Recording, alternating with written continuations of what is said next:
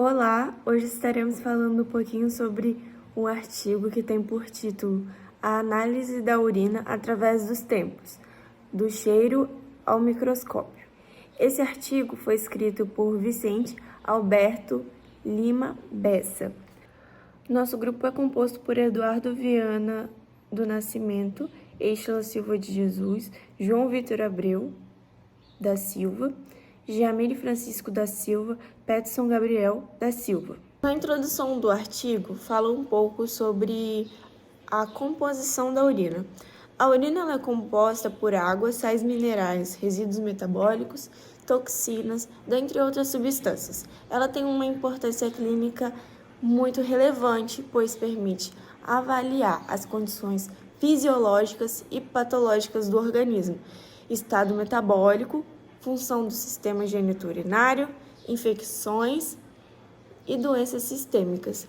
Ela tem uma relevância histórica, porque embora ela seja utilizada ainda hoje, ela iniciou muito cedo o processo da análise de urina. A construção do conhecimento é uma das funções desse artigo, pois resulta na observação metódica, experimentação e esforço humano em interpretar os sinais do corpo. O artigo tem como justificativa valorizar o percurso da ciência, tanto da intuição até métodos científicos rigorosos, contribuir para uma formação crítica e contextualizada e reconhecer as raízes históricas do conhecimento biomédico, destacar a importância dos exames laboratoriais na prática diagnóstica.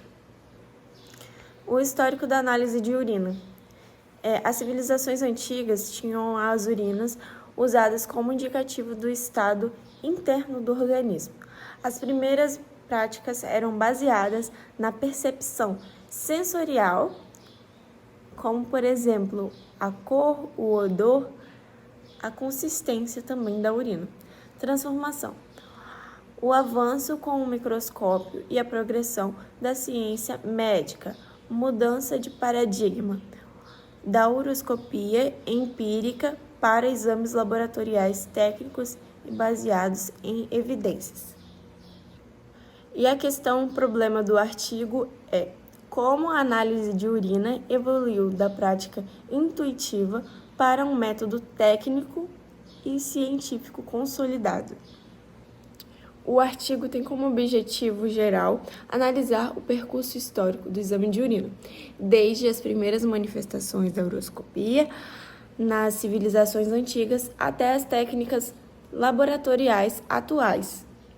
Tem como objetivo específico investigar como o exame de urina era utilizado na Idade Média, identificar personagens históricos, obras e teorias médicas que contribuíram para o avanço da uroscopia ao longo da história, e apresentar o impacto da invenção do microscópio sobre a análise da urina. Meu nome é João Vitor e eu vou estar falando um pouquinho sobre a metodologia do nosso trabalho. Bom, o trabalho que a gente escolheu o autor escolheu fazer uma abordagem qualitativa, tendo ênfase na história da urinálise como um todo.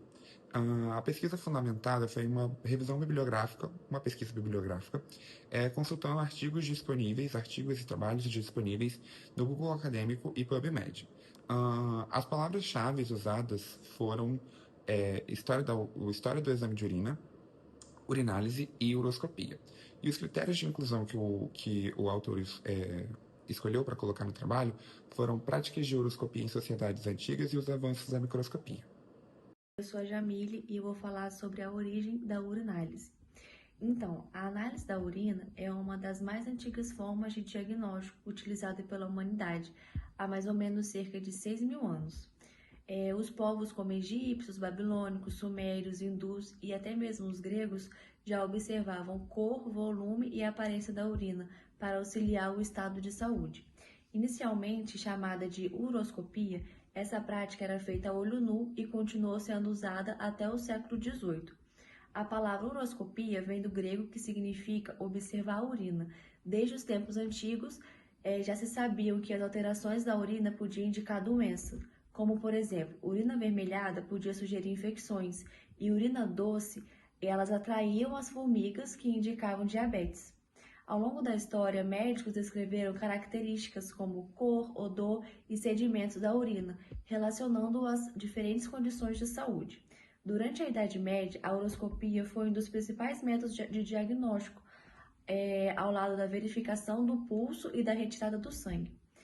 Com o tempo, surgiram avanços como o uso de recipientes específicos de vidro para melhorar a coleta e análise da urina. Também foram produzidos manuscritos e livros ilustrados que ajudaram a consolidar o conhecimento sobre a urinálise e a sua importância na prática médica.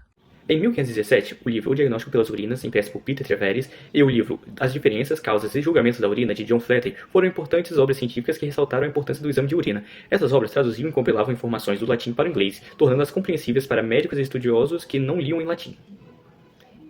Os holandeses Hans Janssen e Zacharias Janssen, por volta de 1590, inventaram o microscópio composto, com um aumento de até 30 vezes, um marco técnico decisivo para a futura microscopia da urina.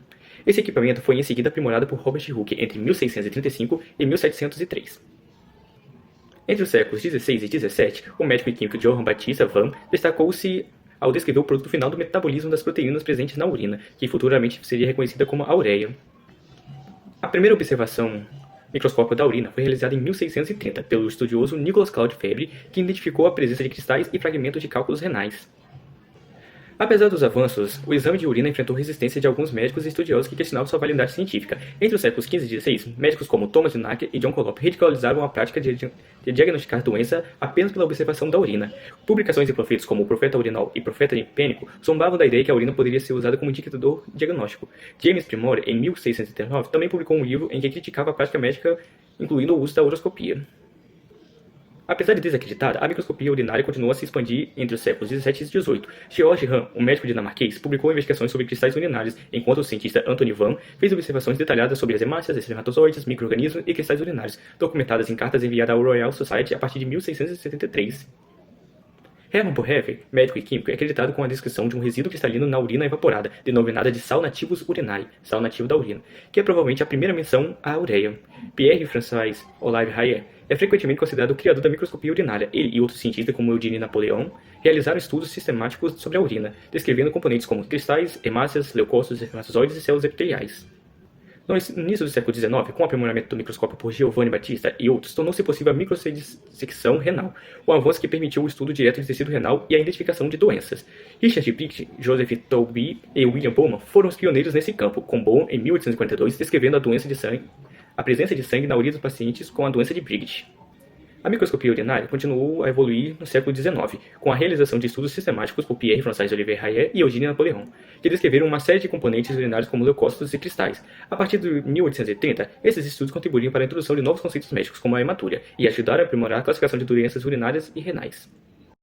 Em 1842, Friedrich Henle foi o primeiro a observar cilindros urinários em preparações histológicas que eram semelhantes à urina, relacionando eles a doenças renais.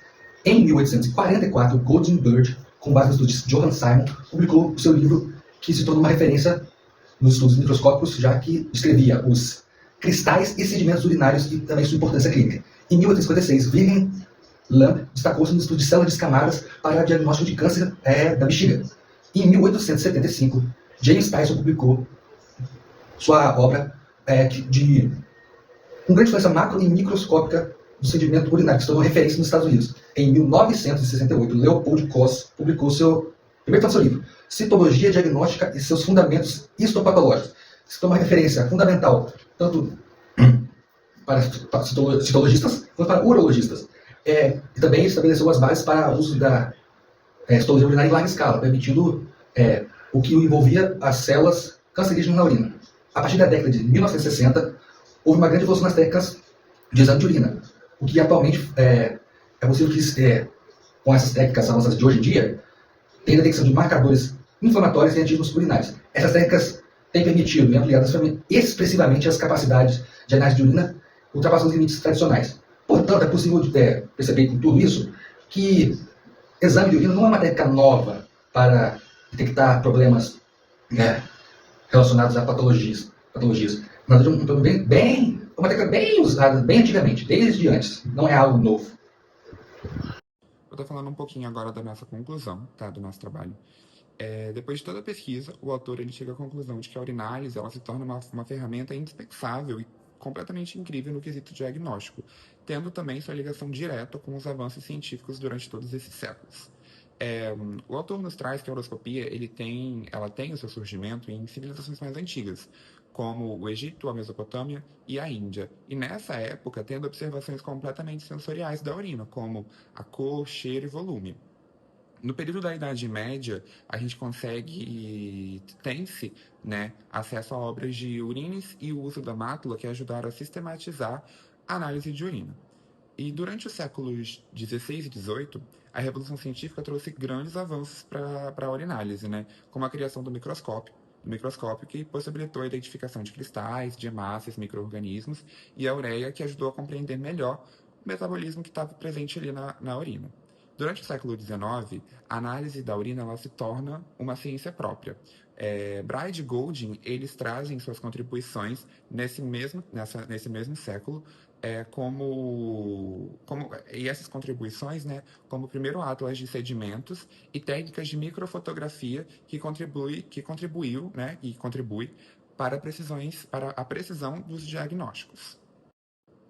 Continuando na conclusão, no século XX, temos avanços como os corantes, a microscopia de contraste de fase e a padronização da citologia urinária, trazendo a modernização para o meio, fazendo um meio mais modernizado. Nos dias de hoje, a gente pode contar com tecnologias de ponta que ajudam muito no nosso diagnóstico em uma velocidade completamente absurda, como espectrometria, citometria e inteligência artificial, que ajuda na identificação de biomarcadores tumorais, inflamatórios, antigênicos, como disse antes, né, numa velocidade absurda. O autor também traz para a gente que a urina ela pode ser considerada um espelho metabólico do corpo humano, porque ela, além de ajudar em diagnósticos, ela pode revelar doenças e até sinais ocultos da nossa saúde humana. Para finalizar agora, eu gostaria de trazer um pouquinho da importância do nosso estudo, junto com algumas dificuldades e algumas indicações do próprio autor para trabalhos futuros ou artigos futuros. O autor ele reforça que uma das maiores dificuldades que teve durante a escrita do trabalho foi a leitura em outras línguas, né? Muitos trabalhos e artigos estavam em outras línguas, que dificultou um pouquinho o entendimento e restringiu alguns detalhes e certas interpretações.